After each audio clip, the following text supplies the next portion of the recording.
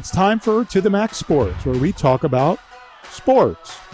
They're just two guys, Max and Drew, in a bar talking all things sports. Well, without the bar. And the beer. Wait, why aren't we in the bar?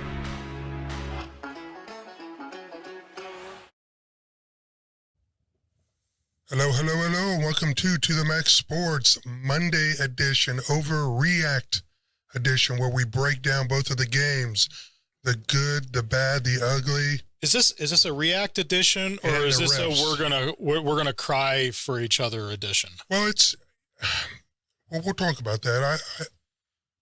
I think that the games came out the way they were supposed to in the end. Oh, bugger off. Bob's big San Francisco guy, he lost his, I lost to the Bengals. But let's talk about it, all right? Okay. Right now we've overcome adverse weather conditions. The weather's deteriorating rapidly here in San Antonio. Yeah, please don't say that to anybody who's living actually in snow. For those people that are living in snow and have to wait for it to snow before you're canceling crap, sorry, we're San Antonio. It might be icy tomorrow, therefore everything's canceled. But the nice thing about having a friend that owns a production company, Brother Bob, I can just call him up and say, hey man, let's come down and overreact about our sports teams. And he's like, sure, come on down. I don't think I've gotten through the 7 stages of grieving yet, but okay. So let's talk about it. Okay, the first game, I don't know if you all remember on my previous podcast, my money, the only game that I put serious dinero on was Philadelphia.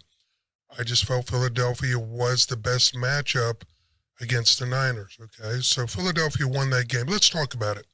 So I'm watching the game. I'm firmly ensconced in my Wild Wings chair, and it starts off relatively interesting. Davante Adams, great catch. I'm like, how did he catch it? He didn't.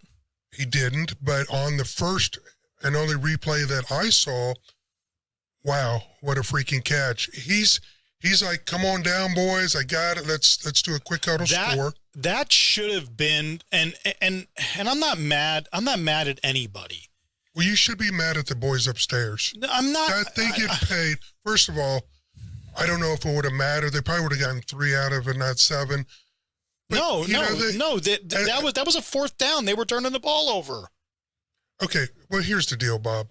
As much as they effing review everything, there's not a guy upstairs that can look at all those angles and say, wait, Andy, don't throw the red flag. Throw the flag. I've always been a firm advocate for a guy. Shanahan, I'm sorry. Yeah. You mean from the 49ers? I'm an advocate. I want an NFL official watching that stuff in real time. Now Shanahan, and again, well, that's not their job necessarily. It should be their job. There's not a sky ref that's supposed to supervise the. There should be. Well, we can get into that, but on your play, where Davante Adams clearly did not catch the ball, why isn't one of your guys upstairs telling your guy Shanahan, hey, throw the red flag? Okay. I'm going to sit down. Hold on a second. And I'm going to start a timer. Okay. Or I'm going to start a stopwatch. Start. Okay. That play was an incompletion. Okay. We got to get down there. Okay. What's going on our defensive front? Hey, Whit. Hey, can somebody get another angle on that one? That was kind of let's get another angle. And they're hiking the ball. That's about as fast as it was. Actually, it was a little slower.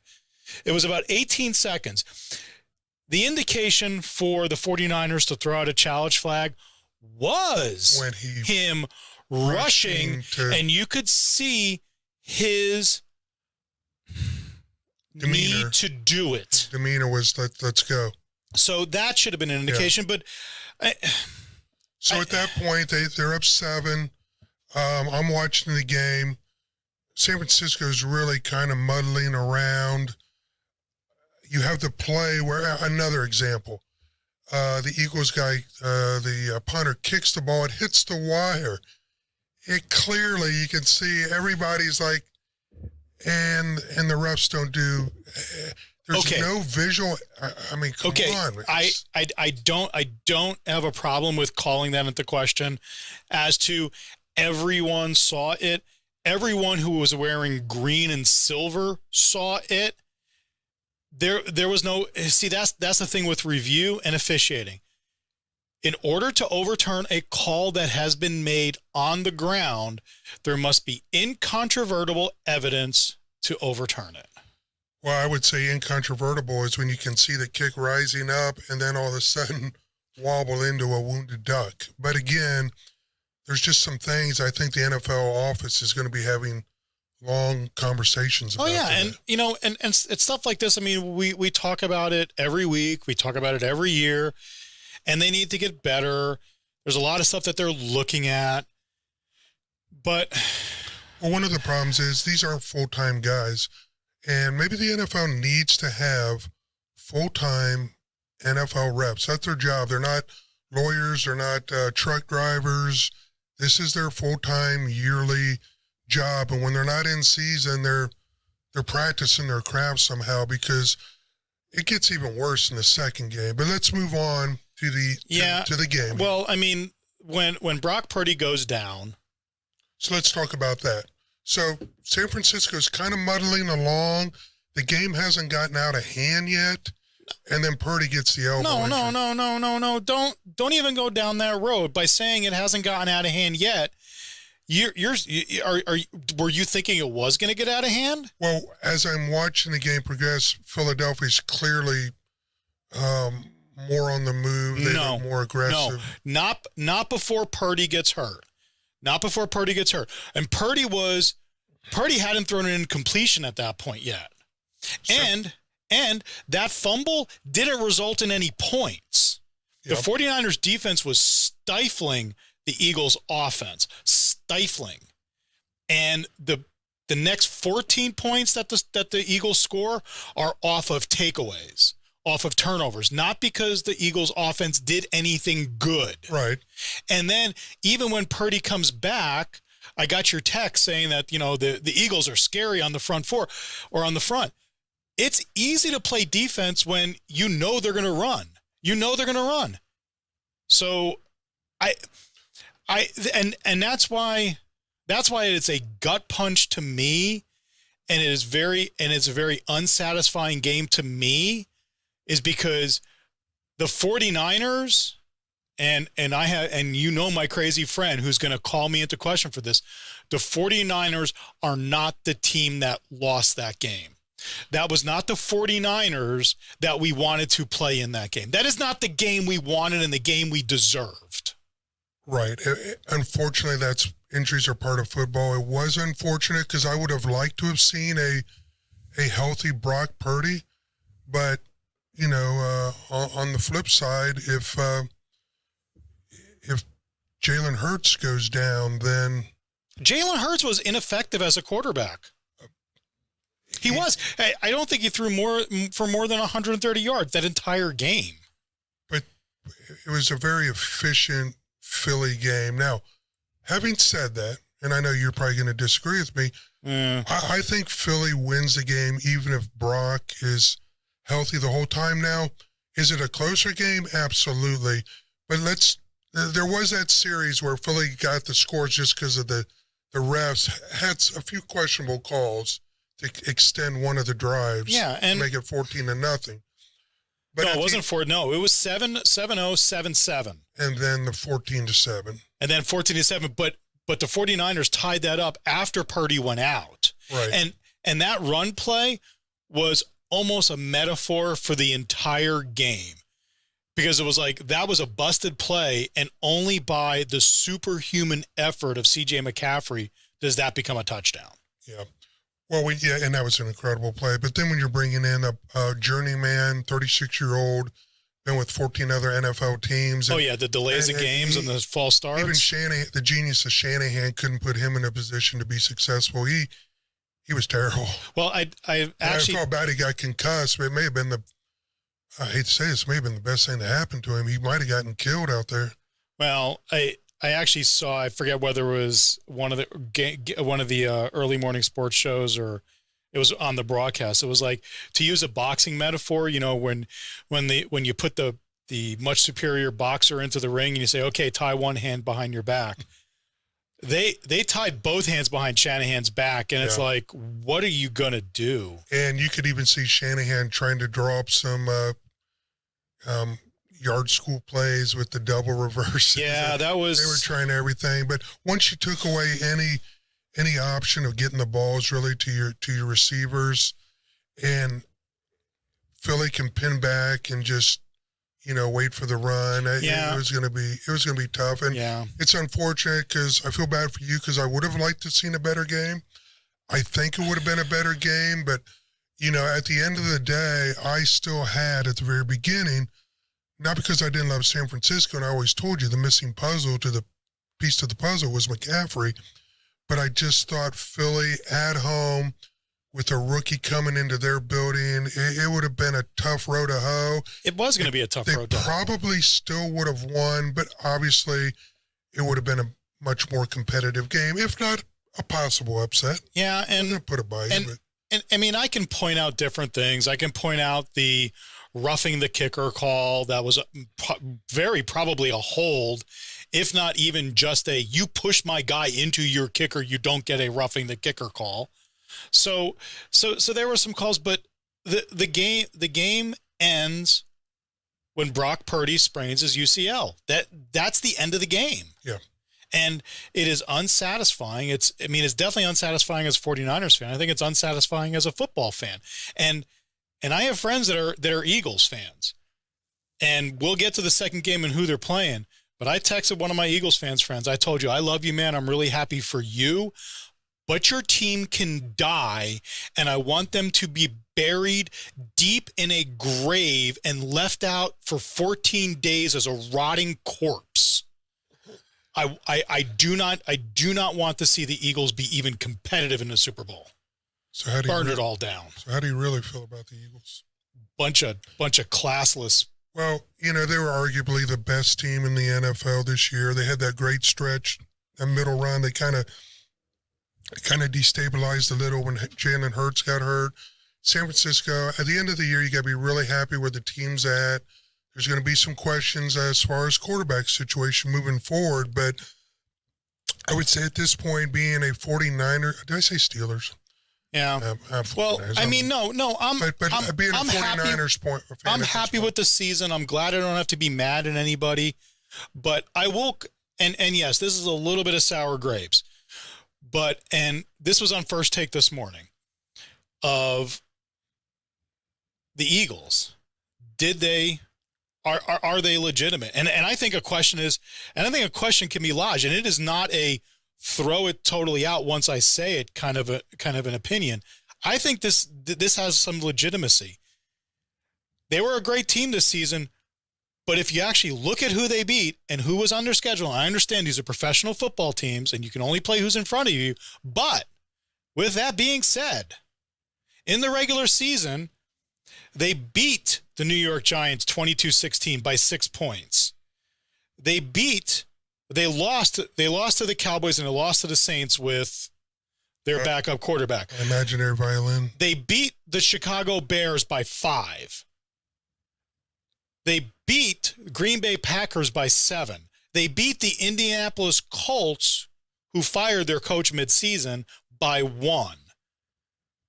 They beat the Houston Texans, who were a dumpster fire, by 12. They beat Arizona, who was another dumpster fire, by 3. They beat Jacksonville by 8. They beat Detroit in the first game by 3. And they beat San Francisco by 24. They did not beat San Francisco by 24. Let me ask you this San Francisco game. Does Brock Purdy come into that? If he starts the whole game and plays, does San Francisco score 24 points in that game? Yes. 32 points? Yes. No. And no way. And if Brock Purdy if Brock Purdy plays the whole game, that defense for the 49ers is in gas, putting in a superhuman effort, and they don't give up 31 points. No, if Brock Purdy plays that whole game, that is a 3-point game either way. Brock Purdy's not going into Philly and hanging 32, 35 points on. Okay. We'll see it next year. I disagree with you. Now, the second game. The second game. So, those are my Bengals. I'm watching the game. First half doesn't look good. It's almost like, oh God, it's last year redo. You know, they're going to jump out to a big lead. Well, they hold them to 2 field goals, so I'm feeling, pretty good about that. And then they're driving and have to settle for a field goal. So I'm like, all things being considered, really being down at 1.6 to 3, I'm not feeling that bad.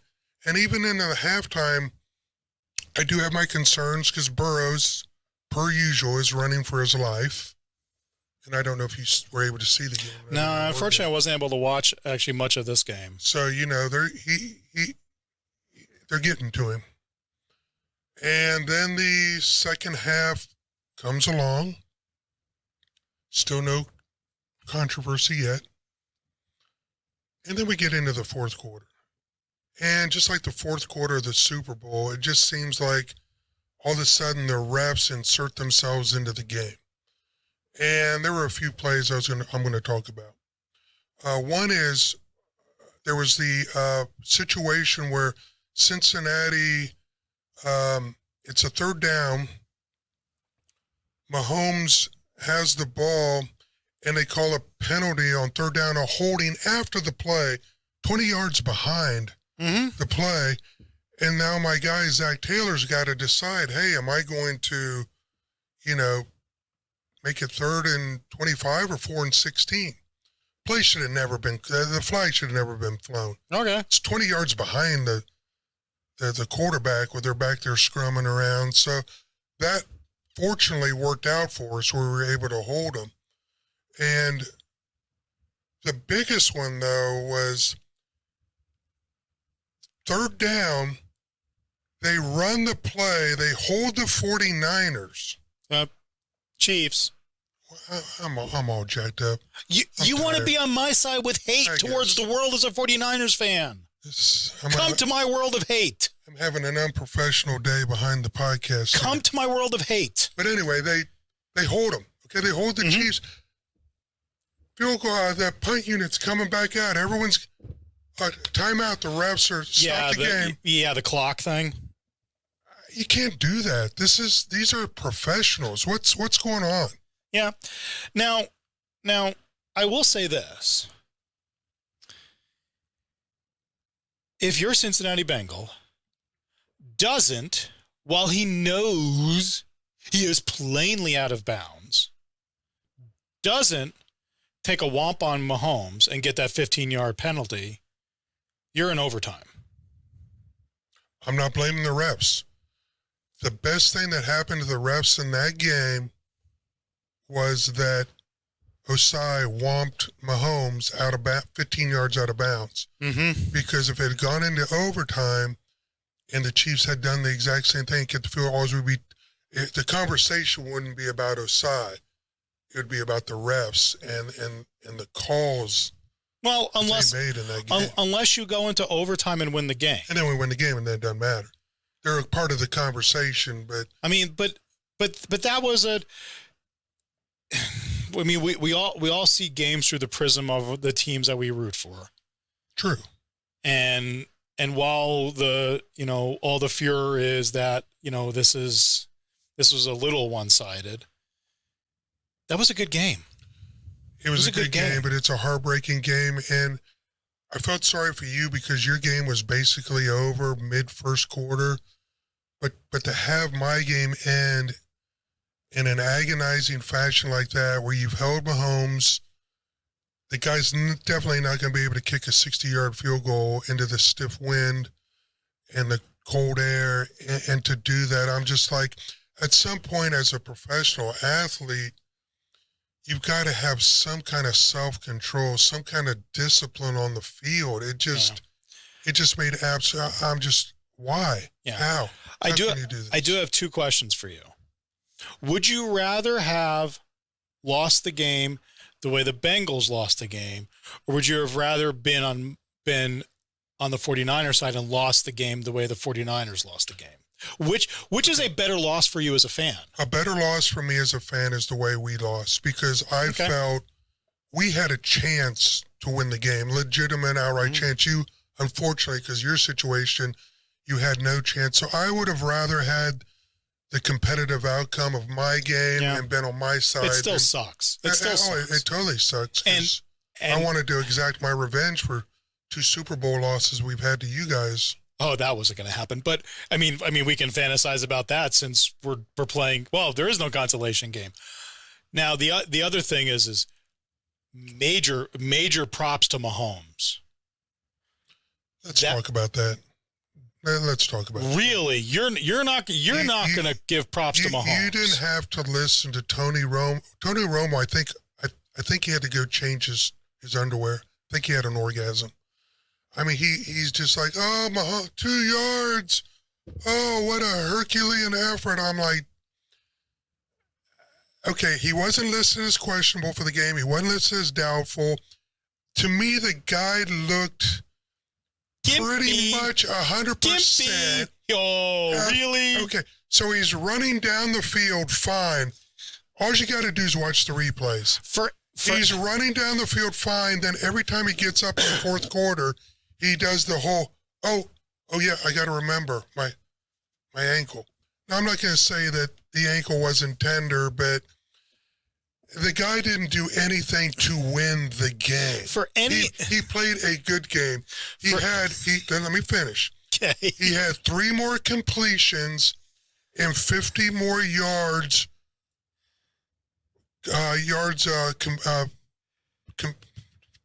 more yards. Okay. Than 50 more passing yards. 50 more passing yards than Burrows. And all people can say is Burrows had a subpar game. So I'm not going to sit here and say, oh, Mahomes was this Herculean and what an effort. He did enough, but he did not win that game for them. He was a part of a collective team effort that won that game. Okay. Osai, at the end of the day, Osai won that game for him, and the field goal kicker won that game for him. Okay. Now let me finish one more thought. Please go. If Mahomes had run 30 yards down the field and set him up for the field goal, then I'm like, you know what? He did it. He got him in a position for a field goal kick. Okay. And at the end of the day, the 15 yards was the difference maker. Absolutely. Thank you. Stat line. Patrick Mahomes, 29 for 43, 326 yards, 2 touchdowns. Joe Burrow, 26 for 41, 270 yards, 50 yards, 1 touchdown, 2 picks. And one of the picks I know really was kind of it turned into a long punt. It was a 3rd and long. Yeah, and then one of the picks I don't know if you really make it his thing. Weren't a factor in the game. Yeah, I look at picks as being like driving, but the turnovers weren't a factor. Now, and my other comment is, anyone listening to the show for the first time that doesn't know you're a Bengals fan will listen to that and know, okay, dude's a Bengals fan. Absolutely not. Really? Do you think Mahomes could have gone to our stadium with a patchwork offensive line, been harassed, sacked, and badgered all day and come out of there with almost a win like Burrows did? Burrows was playing with guys from the practice squad 2 weeks ago. Okay. and still, stat for stat, almost other than the 2 interceptions, one which was kind of so I don't want to hear that Mahomes was, the exceptional game difference in this. He was not. Well, he was a factor. I think the ankle was overplayed as a good storyline. And the reason say, oh, well, you hate because he came out there and played with a broken ankle and all. If his ankle was that bad, the NFL and the team would have listed him before the game, questionable or doubtful. They didn't do that. Now, that's where I have an agreement with you. He should have been questionable on the injury report. I would like someone to look into what was really going on, because it was apparent to my eyes that he was gimpy, especially at the end of the game, that he was gimpy. So he should have been listed as questionable to put all the bettors in the right mindset going into that game. He should have been. But to my eyes and my looking at the highlights, he was gimpy the entire game. Yeah. And we'll expand on it more because we have our regular show on Thursday. You got to be happy, though, as a 49er fan with the direction your team is in. I mean, it's heartbreaking because for all intents and purposes, they could have been there last year like we were. We could have been there again this year like we were last year. Well, I mean, what's interesting to get the parallel from last year to this year, I think it's an injury that keeps us out from last year. And it's not an injury in the game with the Rams. It is an injury 2 games before. It's the injury to Garoppolo's shoulder in the Dallas game that makes him ineffective in the Rams game that cost us that game. So other than staying injury-free next year, what do the 49ers need to do? Is there going to be a quarterback controversy? And does that become disruptive? My problem is Brock Purdy's a rookie, and it doesn't and to put Lance behind him doesn't. I don't know if it does any maturation for Trey Lance. I don't know if that situation makes Trey Lance a better quarterback in the NFL. That being said, if you were going to ask me to put money on who the quarterback will be for the 49ers next year, it's Trey Lance. It's Trey Lance with a very, very effective backup quarterback. And Garoppolo is playing for the Raiders or whomever. So what you're saying is there's going to be some quarterback competition and Brock Purdy's going to get beat out next year. You're going to totally revamp his style to fit the Niners versus what Brock Purdy gives you. Totally revamp what? I mean, I don't think Shanahan is going to have to change all that much. That is a run first, pass second offense that Shanahan has. Well, you just told me you in your heart of hearts that if Purdy had played, you guys would have won that game, and now you're telling me you don't even want him as your starting quarterback. I did not say that. You just said Trey Lance. Why do people keep on putting words in my mouth? I did not say that. Why do you say Trey Lance will be your quarterback next year? Not because I don't want Brock Purdy to be my starting quarterback. I'm just looking at it with the lens of who is the higher ceiling, and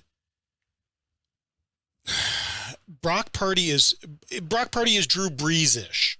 He's shorter. I would take that. He's shorter. And you got a problem with Drew Brees? Well, no, I don't have a problem with Drew Brees, except he played for Bountygate. Played for Purdue and had a hell of an NFL career. No, for Brock, the question about Brock Purdy is where is his breaking point? We haven't seen him be really challenged. I don't think we've seen him be really challenged. The only game was the Cowboys game. That was it. He hasn't been challenged. They haven't released the injury on the elbow. Someone said it could be a Tommy John kind of situation where he might have tore a tendon and has to have that Tommy John surgery. Well, it's definitely at least a sprained UCL. Because, he couldn't chuck the ball more than about 3 or 4 yards. Yeah, and it's kind of hard to have an offense when the defense knows, it's a run. So when it comes to my Bengals, I'm going to end like I did last year with what they need. First round, offensive lineman. Second round, offensive lineman. Third round, offensive lineman. Fourth round, maybe a tight end. You got to protect this kid. Joe Burrows is a generational quarterback. I really believe that in my heart of hearts, he is, I just go by numbers, the facts. I think he's a better quarterback than Mahomes. I know Mahomes got his bona fides behind him, but at this point right now, in this moment of time, if I had to start with Mahomes as my quarterback and I'm starting a new team, or Burrows, I'm taking Burrows. And Burrows is 3-1, and one really stupid play from what we'll never really know of possibly being 4-0 against Mahomes. I will be on your team on this one.